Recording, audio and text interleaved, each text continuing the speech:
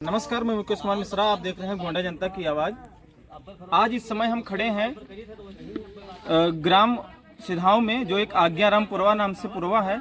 यहाँ पर कल शाम लगभग 8 बजे के आसपास एक आग लगने का हादसा हुआ है, जिसमें एक ही परिवार के जो है 4 सदस्यों का अलग अलग जो है फूस का छप्पर था, जो लगभग पूर्ण रूप से जल करके नष्ट हो चुका है। ये चूंकि एक अत्यंत गरीब हैं और इनके पास छप्पर के अलावा और कोई मकान नहीं था, जिसकी वजह से इन्हें काफ़ी जो है समस्याओं का सामना करना पड़ रहा है।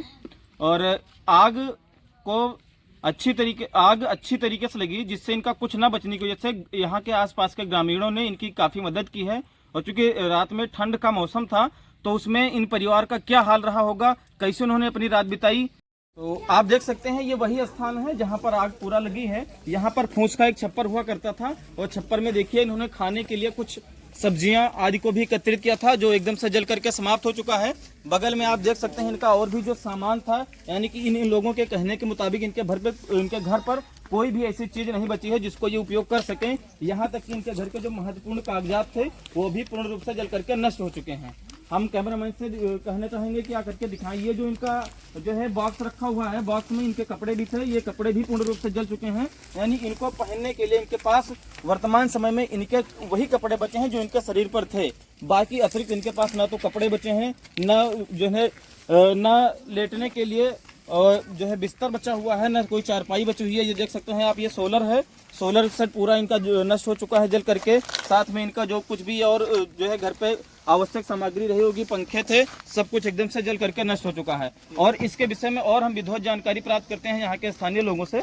हमारे साथ अभी ये है ग्राम पंचायत प्रधान जी मौजूद हैं, तो आइए कुछ पूरी जानकारी हम इन्हीं से प्राप्त करते हैं।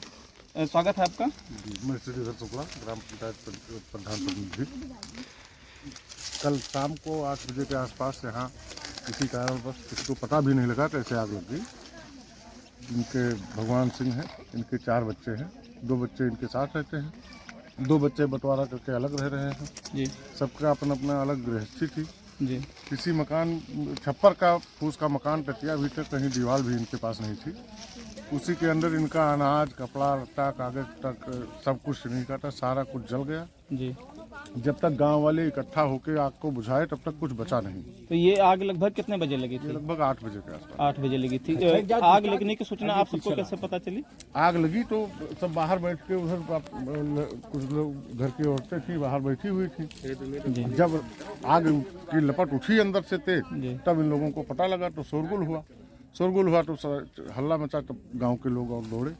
तो इनका जो इस समय जैसे यहाँ की जो हालात हैं, हालात को देखने से ऐसा लग रहा है कि इस छप्पर में या इस फूस के कमरे में जो कुछ भी था, कुछ नहीं बचा है। कुछ नहीं। तो इनका जो है रात में ये लोग फिर रात कैसे गुजारे, क्या खाए पिए? इनके पास कुछ नहीं बचा हुआ था। जब हम लोग आए आग वाग बुझने के बाद देखा गया, सब छोटे छोटे बच्चे थे, सब परेशान थे।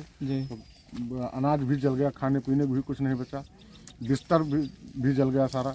तो गांव वालों की तरफ से हम लोगों ने जो व्यवस्था हम लोगों से हो पाई, चारपाई और बिस्तर तो चद्दर जो हो पाया, हम लोगों ने व्यवस्था की, उसी से रात गुजारे हैं किसी तरह से। सुबह ला के 10-20-50 किलो गेहूँ ला के दिए हैं कि अपन पिसवा के, गाँव के एक है हमारे बाबूलाल चाचा, वो खाना वाना बनवा के ला के दे गए हैं। खाना ये लोग खाए हैं, और बाकी गेहूँ ला के दिया है आपके अपना पिसवा के तब तक खाएँ। बाकी व्यवस्था गांव वाले मिलकर जो हम लोग सहयोग कर पाएंगे करेंगे। बाकी लेखपाल को बुलाया है, वो अपना रिपोर्ट लेके गए हैं, लगाएंगे। सरकार से यही आग्रह है कि वो गरीब परिवार के रहने की व्यवस्था जो भी संकट की घड़ी में आप परिवार वालों को कहना है, परिवार अपना सब्र सहयोग हम लोग कर पाएंगे वो करेंगे।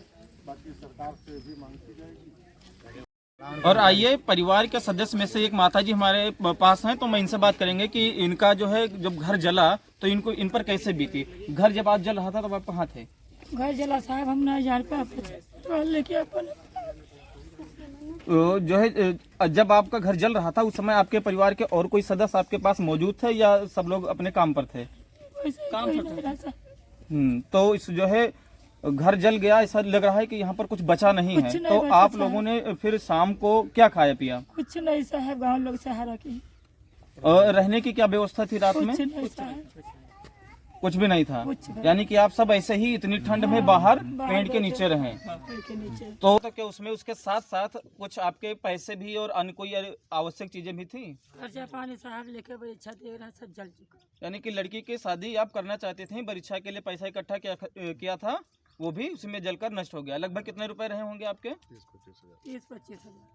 30-35 हजार। तो आप देख सकते हैं कि परिवार की ये हालत है कि परिवार फिर से इतना पैसा इकट्ठा करने में काफ़ी इनको समय लगेगा। ये अत्यंत गरीब परिवार से जुड़े हुए हैं। ये 4 सदस्य, चारों लोगों का जो फूस का छप्पर था वो पूर्ण रूप से जल चुका है। तो मैं इससे जुड़ा समस्त प्रशासनिक अधिकारियों से निवेदन करना चाहूँगा कि इनकी बातों को संज्ञान में लेकर के इनके कार्य को शीघ्र करने की कृपा करें।